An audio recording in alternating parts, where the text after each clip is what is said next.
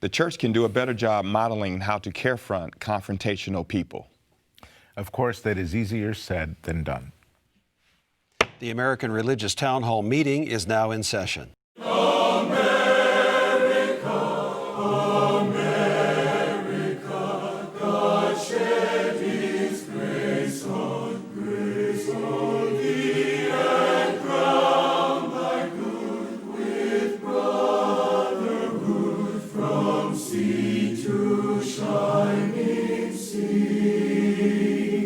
Welcome, friends, to the American Religious Town Hall meeting, where the discussion of religious, political, and social issues is meant to promote the cause of religious freedom and to help us better understand each other.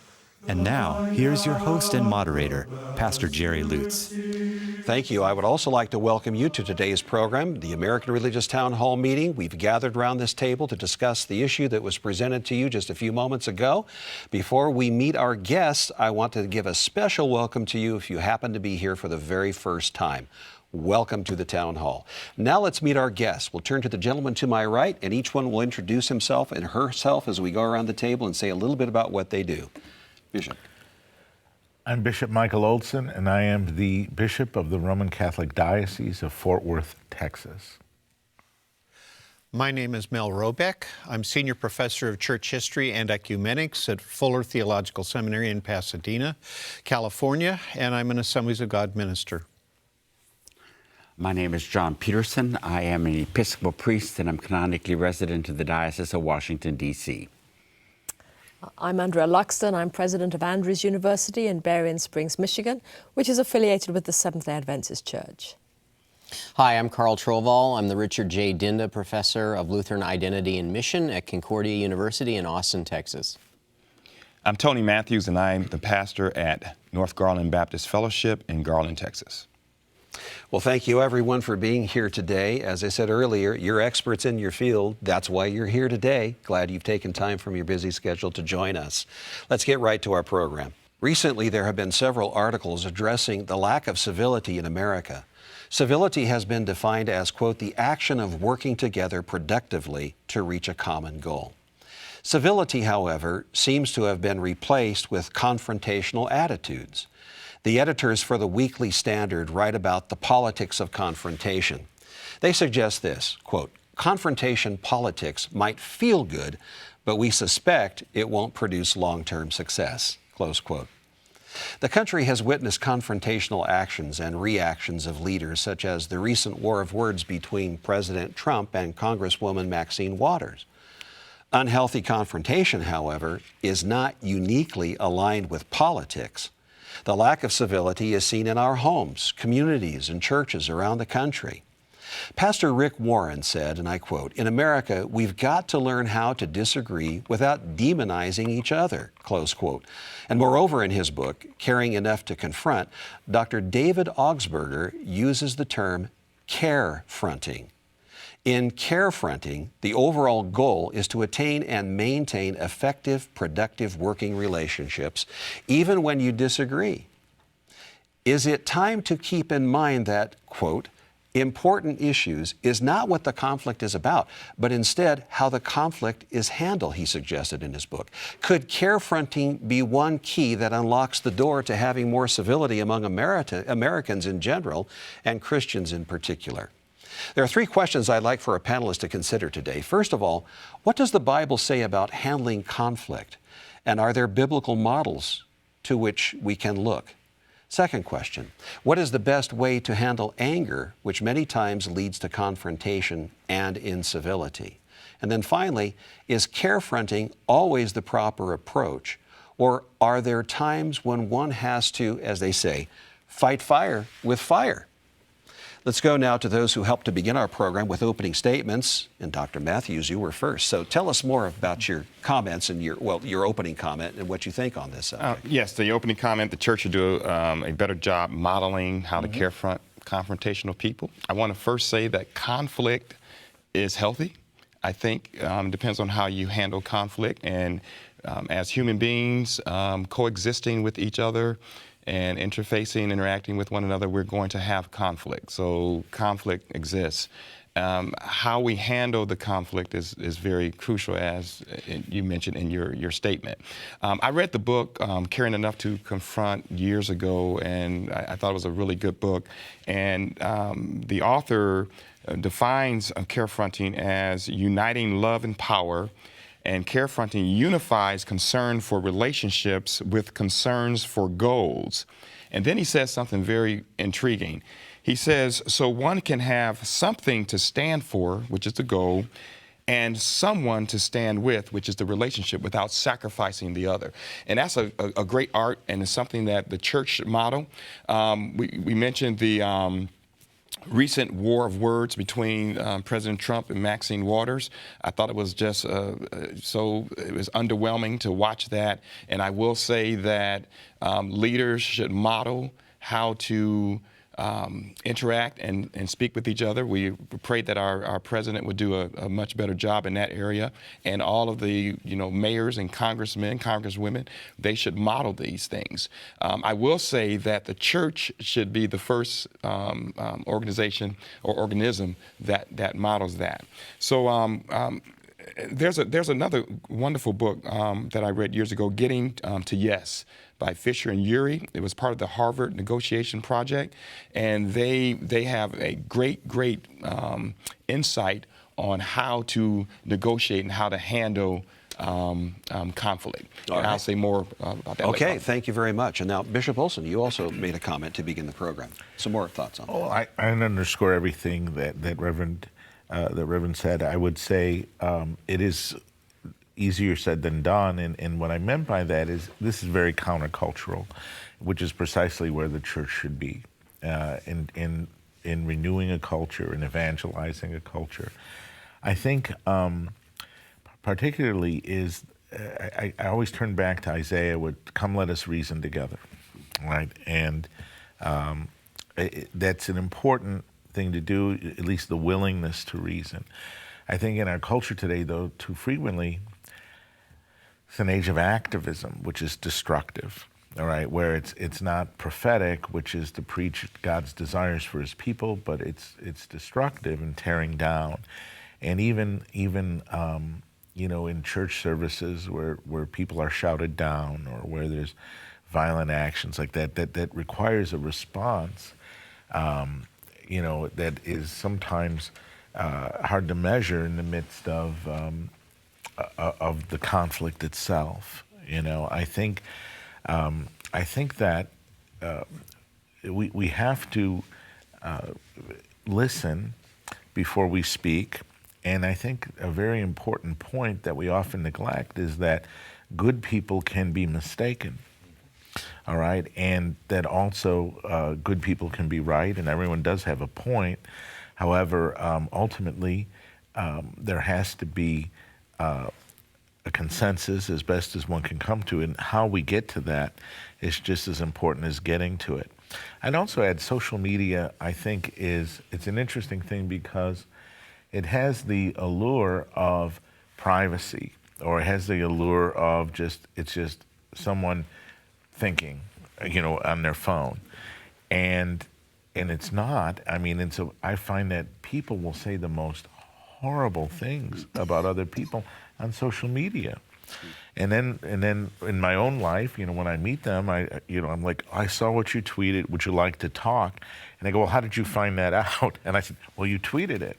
It's everybody read it. I mean, it's on Twitter, and so I think we're unaware sometimes of the media that we use. All right, thank you very much. Dr. Robeck, welcome to the program. Your thoughts on the subject, please. Yeah, I'm going to change the focus just slightly, and I'm going to get personal here in a sense. It's like working in a marriage.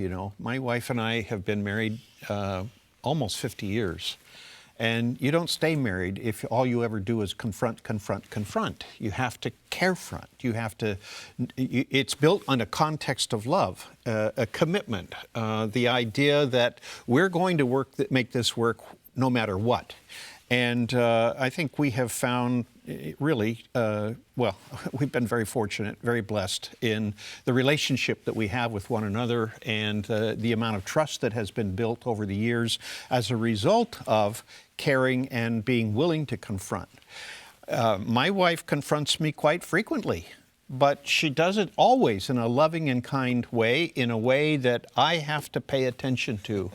No, you know, it's not just because she's wrong. I mean, right. She's watching now, too. She, you know, well, she probably is, but then, you know, that's okay.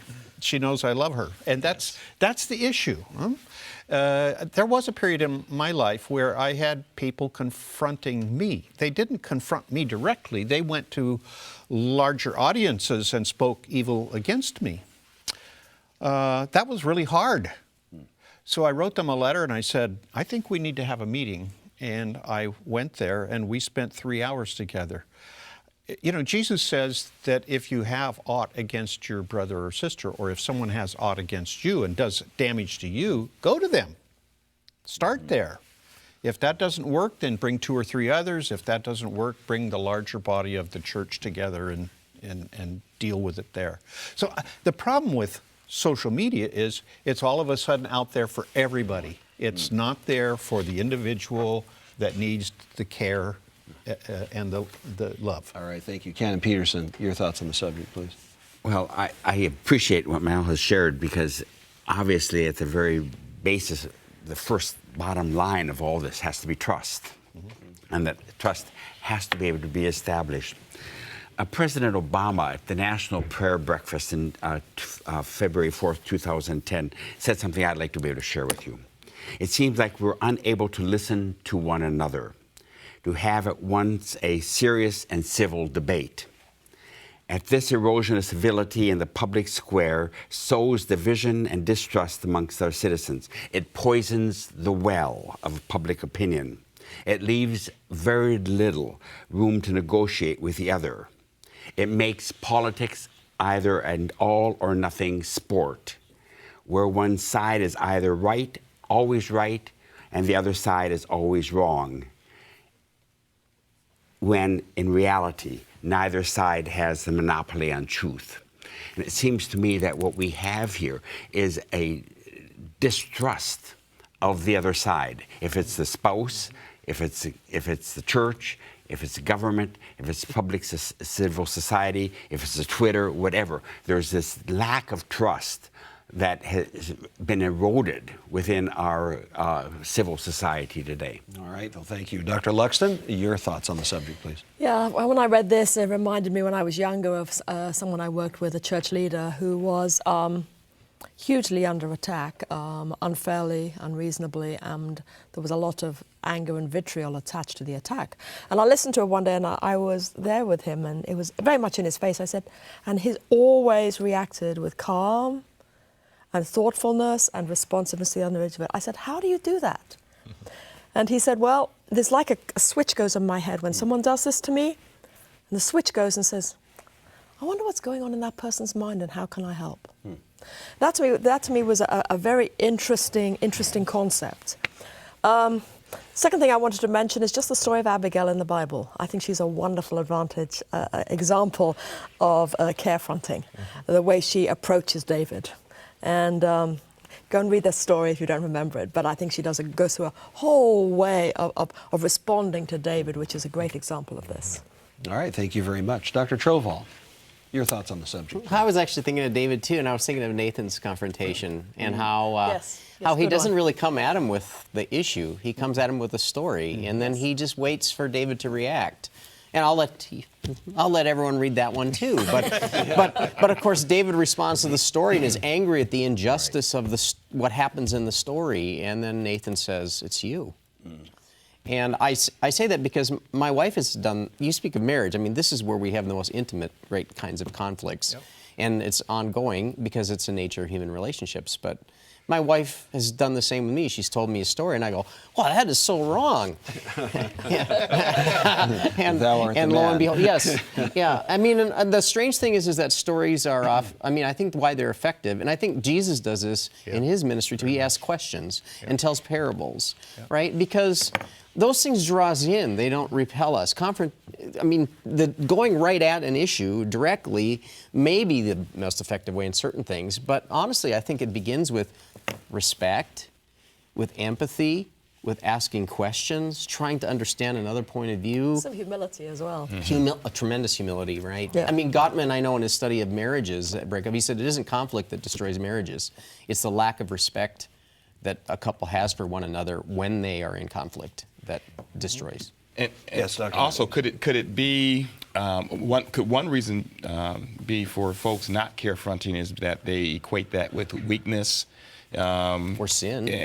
Or yeah, Well, I mean, some people yeah. think that conflict is sinful. Yeah, exactly, sinful as well. And then, in addition, some people think, well, I don't want to come across as weak. And Jesus is our model. Christ, I hear sometimes people say, well, you know, Jesus, I don't want to be a Christian because Christ was so, you know, he was too weak. Meekness is not weakness. It's actually strength. Yep. And one other quick thing, we do have an example of a confrontation in your face with Paul and Peter in the New Testament. Right. You know, Peter was hanging out with the Gentiles, but when the Jews came around, he kind of was acting aloof. But then Paul showed up with some chitlins and some pork. And Paul opposed him to his face. Yep. And I thought that was a very Very neat strong. example, a scriptural example as well. You know, I hear some sermons coming on here. But it is about education, is it not? Teaching how to confront and then how to respond to confrontation. And maybe that's something we can do in our churches or places of worship perhaps a little better. Read a few good books and share some good advice with our church members and our parishioners. Well, that's all the time we have for this segment of the program. I do want you to stand by for just a few moments. There's an important word I'd like for you to hear. Then we'll come back for our summations. Thank you, Pastor Lutz. We hope you are enjoying today's program. If you would like to learn more about the American Religious Town Hall, please visit our website at americanreligious.org. That's americanreligious.org. There you can read about the mission and history of the program, learn about the town hall estates, and view past programs by clicking the appropriate menu buttons. Each week, Pastor Lutz looks forward to receiving your letters. You may write to him at the address shown on your screen. Send your letters to Pastor Jerry Lutz, American Religious Town Hall Meeting, P.O. Box 180118. Dallas, Texas 75218. That's Pastor Jerry Lutz, American Religious Town Hall Meeting, P.O. Box 180118, Dallas, Texas 75218.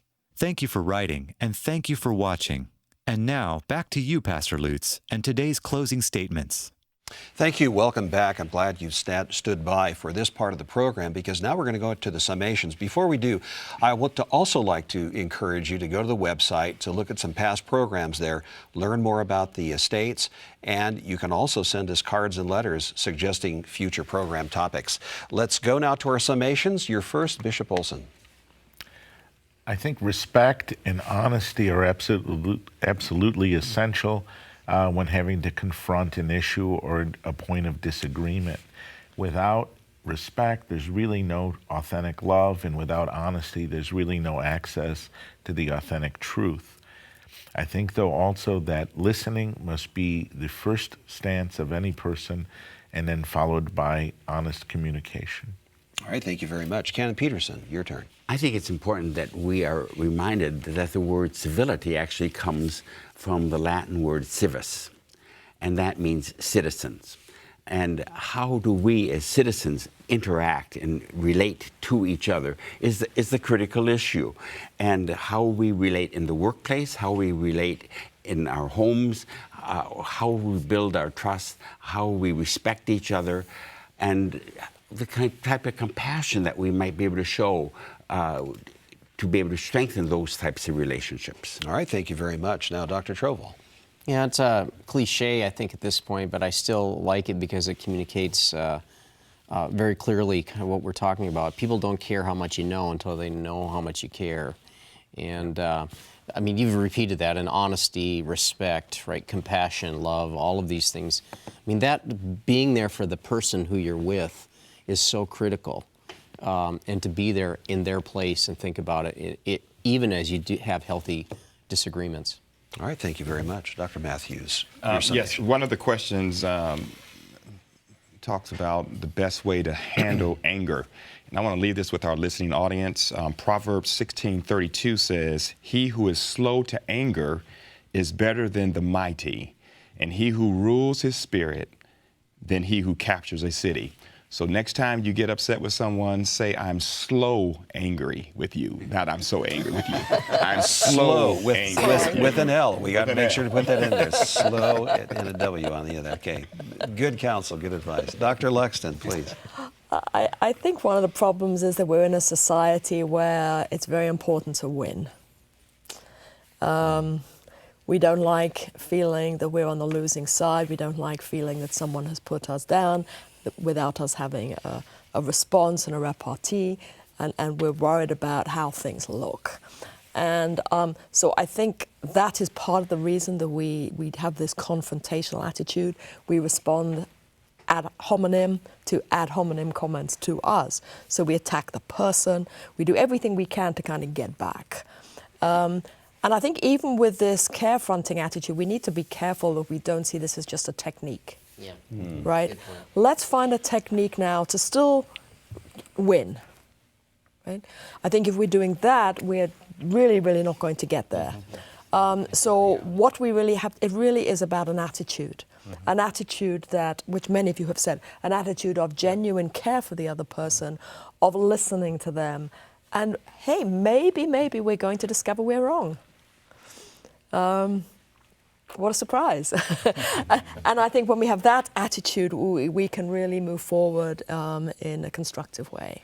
Good counsel. Thank you very much. Learning a lot around the table today, aren't we? Yes, Dr. ROBECK, your summation. Yeah, it please. seems to me another proverb says something like, a soft answer turneth away wrath. You know, you want to have a confrontation. If you give a soft response, an easy response, a caring response, a loving response, in spite of how the other person might feel, they're going to perhaps take a little bit more time to think about it. Jesus also said, do unto others what you would have them do unto you, which I think is also something that we need to take very seriously. I constantly am thrown back on that, especially when people mistreat or speak against me. I have to say that, especially in this society that we live, where so much public shaming takes place, public shaming is never a viable option as far as I'm concerned. When it comes to confrontation, all it does is hurt, and it'll hurt every single person that's involved with it. So I would definitely avoid any kind of public shaming, name-calling, demonizing, as Rick Warren put it, and do my best to try to help bring relief in a situation. Confrontation is never easy. Sometimes it's necessary, but I agree with you. It's worth going through to achieve a good end. Well, thank you very much. This has been a very enlightening program today, and your input has been very helpful. We appreciate all of what you've said. You put a lot of thought and energy into this, and I'm sure that some of you have even preached on this subject from time to time. And if not, maybe it's a good time. Occasionally, yes. Maybe it's a good time now to start getting into that. But thank you so much for tuning in today. We're so glad that you've joined us for today's program. Come back again next time. But until then, the Charter of the American Religious Town Hall provides that Roman Catholics, Protestants, Jews, educators, and others may appear on this program and can declare their beliefs without hesitancy. And the rest of the members of the panel will uphold and guarantee that American right to all who will appear, irrespective of race or creed, so that the rest of the world can see that here in America we believe in civil and religious freedom, not only in theory, but in reality. So now, friends, until next week at the same time and over the very same channel or computer terminal, depending on how you viewed us today, the American Religious Town Hall meeting now stands adjourned. And may the God of all of us bless all of you.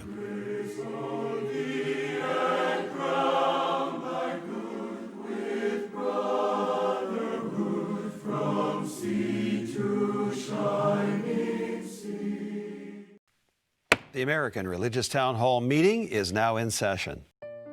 What began in a small way in 1952 now spans the globe.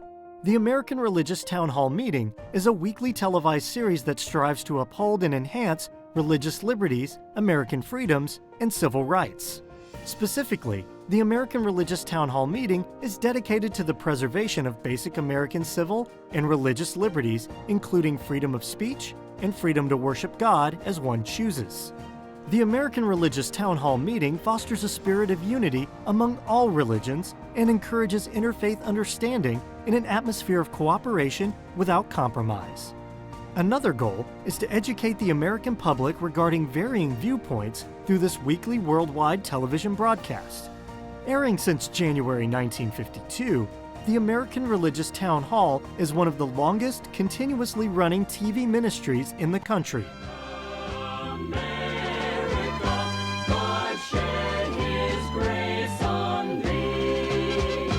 And now, here's the moderator and president of the American Religious Town Hall, Pastor Robert W. Leisky.